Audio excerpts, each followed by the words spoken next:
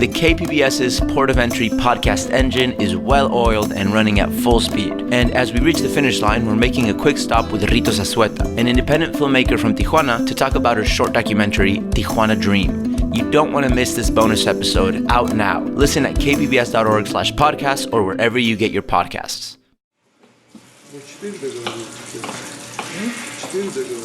The Sunday before Ibrahim, Yernur, and Elia left Tijuana, they celebrated with a big departure feast. They wanted lamb for their feast, but I just couldn't find any. So they got some decent beef ribs and other cuts of beef on their own. Ibrahim, the in-house Uzbeki chef, prepared plov. That's a rice dish found all over Eurasia, made with fried veggies like carrots and onions, and obviously with a protein. Usually done with lamb, but this Tijuana version used beef ribs instead. It was braised and slowly cooked with stock and other spices like cardamom, bay leaves, and cinnamon. A simple salad was served on the side. It was a Mexican EurAsian Culinary Exchange. I'll wait. We had dinner and drinks, and I had them enjoy some Mexican candies that I brought for the guys to sample. Important topics like the state of the legendary Golovkin versus Canelo bouts were discussed. Banter and half-understood jokes moved from one side of the room to the other. Some of them stepped outside the balcony for a smoke and for a call home. You could see the U.S. border from the balcony. The U.S. border was right there, almost a hand's reach away. Pause it. Luca, I got a confession. What is it, Julio? I feel kind of guilty. Why do you say that? Well, this episode doesn't exactly fit with the theme of our season, food and migration. In fact, it's a stretch. I mean, there's no chef or cook from afar with a restaurant that stayed in Baja and has had an impact on the culinary landscape of the region. I mean, there's a chef and cook, yes, and he's a migrant, yes, but I guess didn't want to share too much of his life due to the nature of his journey, Yeah? And I also feel kind of guilty not notifying Alan and Natalie ahead of time that they were kind of going to have to sit this one out. Alan, not just... Our schedules didn't pan out for the field taping this time. Natalie had her upcoming theater presentations and Alan touring with his band Tu Lengua. There was so much I could do, and I kind of felt dishonest in writing for their voices if neither of them was able to make it to the taping. So I just thought we'd do a producer's takeover. Julio, Alan and not just... It's just you and me, buddy. Sorry, were you going to say something? Alan and Natalia are here. They just arrived. Hello.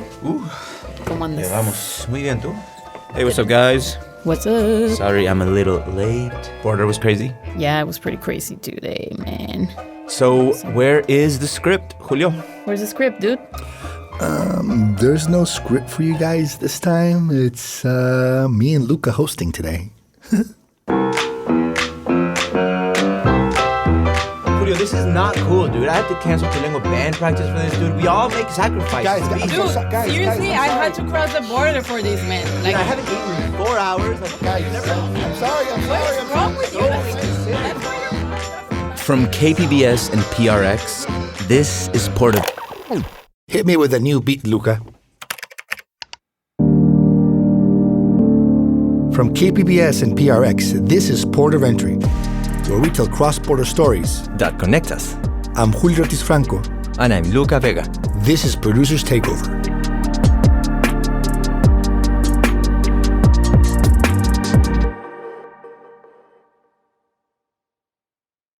The KPBS's Port of Entry podcast engine is running at full throttle. And as we reach the finish line, we're making a quick stop with Rito Zazueta, an independent filmmaker from Tijuana, to talk about her short documentary, Tijuana Dream.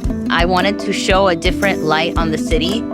We asked her about what inspired her to shoot this documentary and about the reception and impact it had throughout the city. You don't want to miss this bonus episode, out now. Listen at kpbs.org/podcast or wherever you get your podcasts. Nos vemos pronto. From KPBS, you're listening to Port of Entry.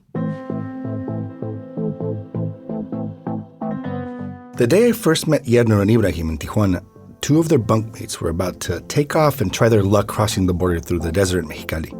They were in a special hurry as Title 42, the Remain in Mexico policy, was expiring, and they had no idea what impact that would make on their particular asylum requests. Huh? Where are you from? Kazakhstan. They were all staying at one of my friend's Airbnb-turned hostels in one of Tijuana's newest high-rises. The Airbnb overlooks Tijuana and the San Diego Bay. The view stretches from downtown Tijuana all the way up north to Point Loma in San Diego. You can actually see the lighthouse from here. Many of the men would step to the balcony for a smoke and just contemplate the view. I asked Eliar, a Russian Uyghur, what he thought when he looked at the U.S. border. So close, he said in a thick Russian accent. Yernur, Eliar, and Ibrahim are part of a sizable group of Eurasian migrants who have flocked to the northern cities of Mexico in recent months to seek asylum in the U.S. after the conflict between Russia and Ukraine erupted. Just hours ago, Russian forces began their attack. You can see 3 people here just being arrested. It seems Russians are also getting priority in receiving asylum. Many of them have to await in Mexico. While neither Ibrahim or Yernur were directly affected by the conflict, they ended up here in Tijuana trying to seek asylum. As for the rest of the hostel guests, draft dodgers, political dissidents, and according to word around the hostel, maybe 1 or 2 of them were escaping Russian justice and were just trying to use the conflict as a ticket to a new start in the States. Hello, how are you? Nice to meet you. Enter my good friend Gabo, the property owner who rented out his Airbnb to these migrants. Everyone was grateful to him for being such an attentive and gracious host. A testament to that was that he gave each of the departing 2 a coat to stay warm during their trek across the border. I got a group from Russia and a couple of guys, and they kind of told me what their situation was. And there were more people coming, and I told them, well, bring your friend over, and then that guy brought his other friend over.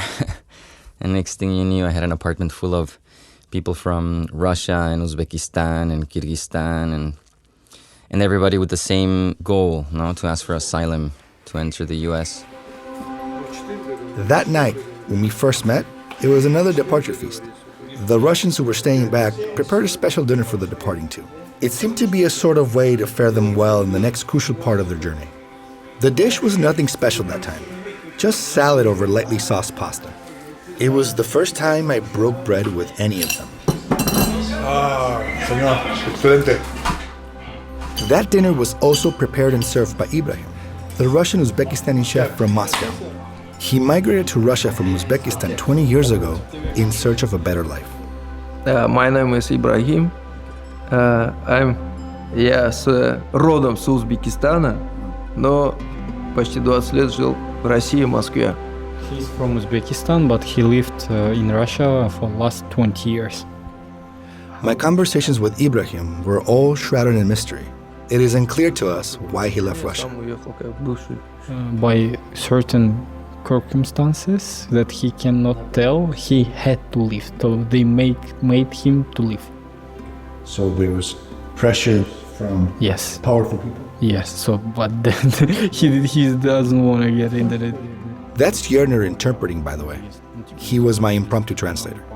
What became clear to me was that Ibrahim found himself in a sticky situation that forced him out of Russia. He never revealed what those reasons were. Parents doesn't know that he left. I didn't know that. They don't know. The only ones is his wife and his close friend. That's all. My suspicion was that it was not the government that went after him. It kind of reminded me of the time a close friend from Tijuana got into a hot situation with a small fry narco boss over some girl. My friend skipped town to LA never to come back. Maybe Ibrahim got into some money problems with some shady people? We just don't know. He's that kind of person that he solves his problems first, then he talks about them. So he didn't tell anybody except that 2 person. And he just left. He wants to get to States, figure out all his stuff, and then tell everyone that he left and that he's bringing his wife and son.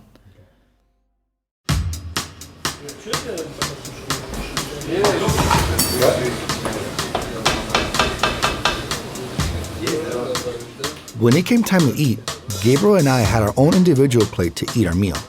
The Eurasian Russians, on the other hand, all shared a single big plate from which they ate from. It was quite peculiar. Trying to break the ice, I asked if they had already tried tacos.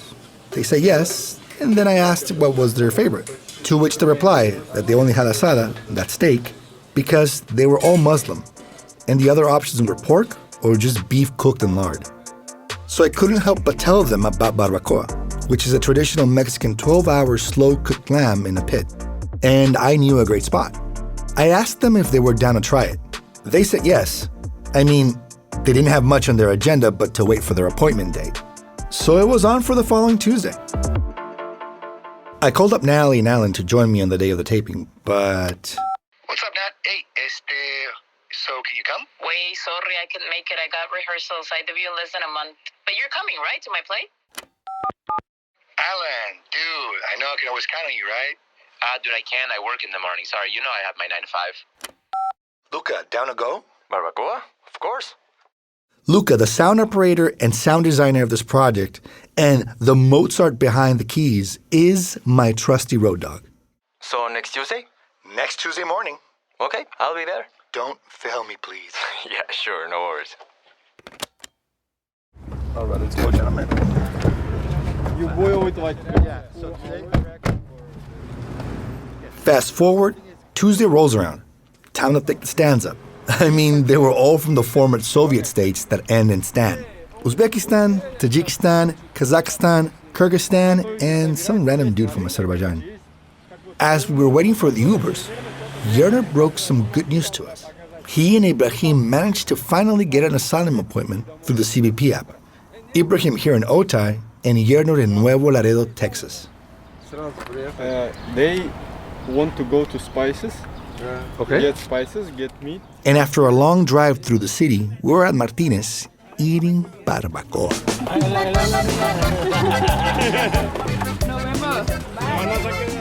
Martinez Barbacoa is a pop-up eatery at the Tuesday street market in my old neighborhood of Otay. From the outside, it looks like a fort put together by 2 kids. 3 big tables flanked by multicolored tarps with serving stations filled with salsas and freshly cut onion, cilantro, and limes. Where to sit? Basically wherever you can find an empty spot. At the entrance of the pop-up, you are greeted by Martinez himself. With small lamb tacos to sample, he invites new customers to come in and try. Pásele sin compromiso, tenemos de todo. Buena barbacoa de borrego, consomé calientito, taquitos de pancita, macicita, costillita, de todo, también de cabecita. It is impossible not to be overcome by the aroma of the cooked lamb, chiles, and fresh cut herbs. It kind of shields you from the cacophony of noises all around you. Martinez slamming his cleaver, vendors and locals haggling, and the unending caravan of karaoke singers bursting your eardrums for some spare change. Just like home, mentioned Elia, slightly irritated with the shrieking singing of a woman with a colostomy bag hanging from her waist. We each gave her some spare change just to have her move her to the next stall. Anybody want to try the visceras, the stomach? Okay. Y 5 de pancita. I had them each try Martinez's specialty. 1 spicy pancita taco, 1 rib taco, and a small serving of broth on the side. Pancita, by the way, are the innards of the lamb cooked inside of the stomach with chiles and other spices. Uno y uno de costilla. Okay? All right. It was a treat to see them enjoy Mexican barbacoa. It was even more of a treat to see them regret putting a bit too much salsa on their tacos. Tenemos un enchilado. Un enchilado. Yeah, spicy. Picante. For the audience, Ibrahim tried the spiciest salsa in the barbacoa, and he's a little bit concerned. They loved barbacoa. They loved it so much that they wanted to return the favor by cooking lamb for us to show what their cuisine was like. And just like that, the Eurasian Mexican Culinary Exchange was born. That's when I promised to get them the lamb. But as you already know, I couldn't quite make good on that promise. And just like that, well, the Eurasian Mexican Culinary Exchange failed to launch. Before we headed back to the hostel, we made a few pit stops around the street market. Stop 1, the spice shop. Anís es este. Anís, vayan. Estrella. No, it's not. ¿Tienes cardamón? Cardamón, no. ¿Cardamón? No. Este es anís estrella. Anís estrella. Ibrahim wanted to get a few spices to use for their kitchen. Cinnamon sticks, star anise, cumin, cardamom, clove, flavors that, according to Yernur, Ibrahim mentioned he missed cooking with. Ahí el comino entero y comino molido. Я имею в виду, что... Comino? Oh, yeah. Molido. Ah. We kept walking as each of the guys checked out different shops, asking either me or Luca to translate for them.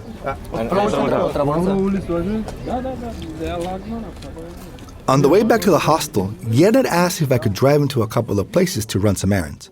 Hey, stop number 1. Where do we go? Copy center. Copy center. But you're not Mexican driver. You're driving like my grandma.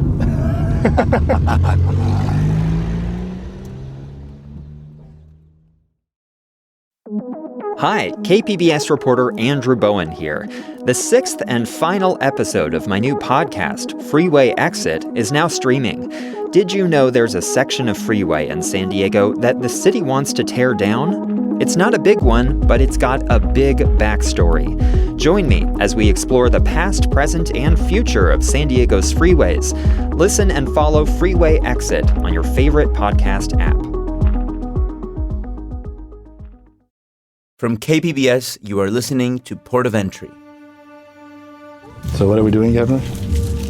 Can you describe? I have the documents, the confirmation of my date, which I'm going through the border. So I need to show them in the airport. They won't have questions for me traveling inside Mexico. It's so complicated. As we ran these errands, Yernur started opening up and shared the details of how he got in hot water. Why I'm going by political asylum. In Kazakhstan, if you don't like anything, by constitution, you have rights that you can go out. You can go to protest legally if you don't have guns or whatever and you are not aggressive. You can stand wherever you want and say whatever you want, by law. But in fact, no. You can stand maximum a few minutes, then the authorities will see you and take you to the police station. And I had 5 of them. I mean, for the last 3 years, I've been 5 times. We have a group of people who are against the corruption because... He was sharing all these stories while we were at a copy center trying to get all his documents in order. Yes. And can you ask her to redo this one? I sent her as a screenshot. The problem was too small, isn't it? You want smaller or? I want the same way that you can see the time and everything, so they won't think that it's fake. Because some guys are... Yernur is a Kazakh migrant from Astana, the capital of Kazakhstan. He left his hometown after a political watchdog Instagram page he founded went viral. It goes without saying that, well, the local politicians did not take too kindly to his vigilance. They showed up at his son's pre-kindergarten school and made some veiled threats that he just couldn't ignore. He left his wife and his 4-year-old son back home. Oh, he's only 4 years old. He went to karate classes like for 5 months. He's just random jumping and being active. Yeah, for his age, it's just like kind of a game, not like a sport. But he came. You should see how he does his. How does it called? Crunches, ab crunches. Yeah, he makes it hilarious. So yeah, my son is my soul. Given the emergency situation he found himself in, he didn't have time to do things the right way. He just had to skip town and figure things out later. He and his wife figure out a way to get him from Astana all the way to Tijuana. And spoilers, it was wildly complicated. Kazakh people apply to the embassy of Mexico in Turkey. Okay. There is no one in Kazakhstan. Okay. So for visa, I have to go to Turkey, first of all. Second of all, it was like 1 year and 2 months appointments. Okay. Wow. So if I wanted to come to Mexico, I would be able to come only next year in February. And just in case you didn't catch that, there is no Mexican embassy in Kazakhstan. The nearest embassy was Turkey's, and there were no appointments available in the next year and a half. And waiting just wasn't an option. So they were forced to look for other options until... I mean, there is no way coming here. But she read somewhere that there is Amparo. Yernur's wife came across a legal hack through a contact they made. People who entered Mexico without a visa with the intention to pass through to another destination could do so with an amparo. An amparo is a legal document that grants protection from civil or criminal procedure against the holder if the holder was accused of breaking a law, like entering Mexico without a visa. So Yernur and his wife found a way to travel freely through Mexico without being pestered by law enforcement. Okay, so we find out the guy who got here by the same way as I did now. And he said that the only legal way is come to Dominican Republic. From them, you fly to Nicaragua. In Nicaragua, from Nicaragua through Guatemala, you come to Mexico by bus. And he said that the only trouble in documents, the legal stuff, is in Mexico to get the amparo. So I flew to Dominican Republic by plane. I went to Nicaragua the same day. So from Nicaragua, it took me 4 days to get to South Mexico, Tapachula. Okay. So through Guatemala and the Honduras, we came to Tapachula. It was like 35 group of people who were going that way. Mostly it's like Cuban. Yernur was worried that his documentation was real. He understood the scrutiny his paperwork and passport would go through. His irregular status in Mexico made him double-check everything. It was like difficult, but he needed to travel all the way to Nuevo Laredo, Texas for his asylum appointment, and needed to make sure that all his paperwork was in order. In Tapachula, we went to a lawyer, which made us an amparo, made me an amparo. So you should have shown him that you are going for political asylum by CBP. I explained everything to him. He made me documents, and I flew from Tuzla because it's from Tapachula. It's difficult to fly out. Yes. I went to Tuzla with the papers. Migration was okay in the bus. I went to Tuzla, and from Tuzla I flew to Tijuana. And I came to Tijuana, rented the place in hostel, and started looking for a date on CBP. As we finished dinner that final Sunday, we stepped out onto the balcony to have a final smoke on this side of the border. It was getting late and close to Yernur's departure time. We all said our goodbyes and took off to the Tijuana airport. Yernur felt uneasy as we were driving to the airport. He kept second-guessing the legitimacy of the amparo. When I came here, I showed you my amparo. Its official lawyer came to the official migration office, and they gave me that paper. But I've seen so many things going wrong with people who came here that I couldn't rely on that paper. So when you said me that it's 100% good, I was like, oh, that took out a pain out of my ass. I mean, I am totally okay even with the date. Yeah, it looks okay. Yeah, but to be sure. Yeah, I mean, to be sure, we're gonna find out right now. The drive to the Tijuana airport opened up a space where Yernur could tell me a bit more about his life. I mean, being stuck in a hostel with 9 other guys you don't know, well, means that these sorts of things are often kept quiet. No one really opens up. How do you feel? Oh, excited. Just give me a minute. I'm texting my wife and mom. Huh? The recording corner. No. Yernur, of course, did not want to leave his family.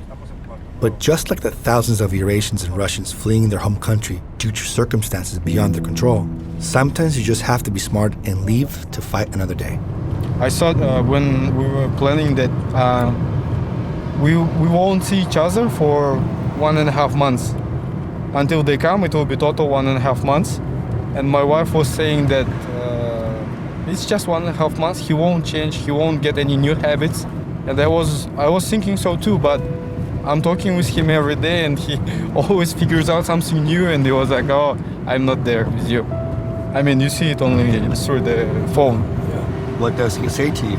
Oh, well, a lot of stuff. He misses me. When he comes to kindergarten, it's a new one. Since I left, they moved too. So it's a new kindergarten, and we were a little scared that he will be uncomfortable.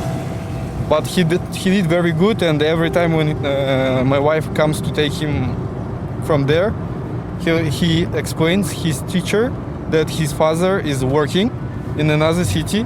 That's what we explain him. He says that my dad is far away working, and I will see him soon. So he misses a lot, and it makes me almost to cry when he says that stuff. The longest time that I haven't seen him in his whole life was 7 days. Just want to meet my family. Sniff them. Sniff? Smell? how you say when you smell a baby? I mean, child. Do you smell? Yeah, it's child. The aroma. Aroma, yeah. Of your child? Yeah. You miss it? Yeah, very lot. I don't even miss my wife so much. Like, What is the aroma? How is it? Yeah, what does it remind you of? Like, what kind something like childhood, something very white, I mean light. It feels like home. I mean, like when you have a child in your room. I mean, we have 2-bedroom apartment, but he stays with us. He sleeps in our bed. And when you sleep with your baby, like for enough long time, all room smells like him. I mean, in a good way. We wash him. Of course. Yernur dreams of the moment when he is reunited with his family. We arrived at the airport. Did you say your son's name is? Iskander. Iskander? Yes. Turkish name? Eastern Turkish name. Yeah. It's like Alexander, no? Yeah. They will. They will. All right, let's rock and roll. Due to airport security, I eventually had to stop recording. After dropping him and making sure he made it through the immigration checkpoint, I bid him farewell. I haven't heard from him since. I just hope he made it safely, and it's not too long before he gets to smell little Iskander's aroma again.